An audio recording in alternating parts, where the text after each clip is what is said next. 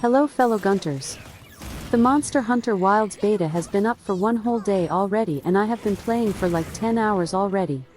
With his more deep experience than the previous one I had with the gamescom build, I have learnt some more extra stuff about the weapon. There are also some adjustments over the previous gamescom version. The most notorious one is the general nerfing of every shell attack. This includes regular shells, charged shells, burst fire and wyvern fire. And by a big amount. Thanks to the barrel in the tutorial I can have an idea of how much the nerf is. The YouTuber Hana recorded some hits into the barrel in the Tokyo Games show version. We can see shelling do 13 damage without decimals. Now, if we hit the barrel, we can see 10.1 damage. We are comparing rounded up numbers with decimals, but we can see it is around a 30% difference. That is big. With burst fire, the difference is similar, 15 damage at Kana's video and 11.7 now. That's a 27% difference, but mind we don't see the decimal damage at Kana's, but since it is around 30% is a very sure bet. On my Gamescom footage we can see similar differences. Melee damage before and after is the same for all the attacks. This discards that we just got lower raw weapons in the open beta.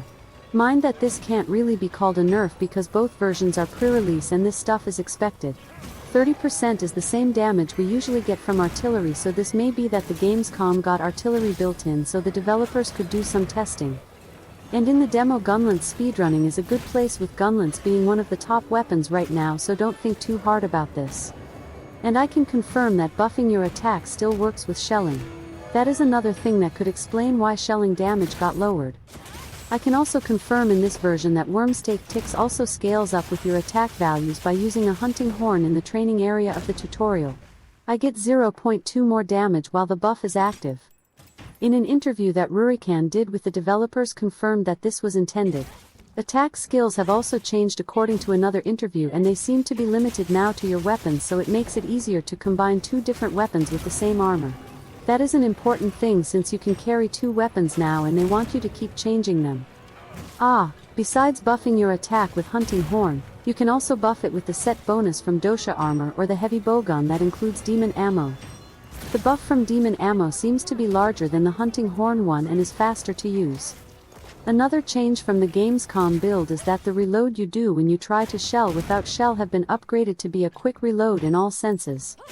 This is awesome since it creates new possibilities. For starters, this creates the fastest path to burst fire since Valor Gunlance. If you are without shells close to a monster, you can just reload and go straight into slam burst fire. And also creates a brand new combo of slam, burst, hop, quick reload and repeat. You don't need to use the sweep if you don't want to. With the nerf to shells and how good and fast the sweep is, I doubt the DPS of this being better than skipping the sweep move, so keep that in mind. The usefulness of this is if you need to hop to position better or are at yellow or worse sharpness for some examples. Hopping also is faster than sweeping and will allow you to go for the guard point if you need it. It is an interesting option select because unlike with the regular reload, if the monster don't trigger the guard point you can still go into the slam and keep the combo, while with reload you will have to start again. So, this new reload is much more than just a clutch if you try to shell without shells. Keep it in mind.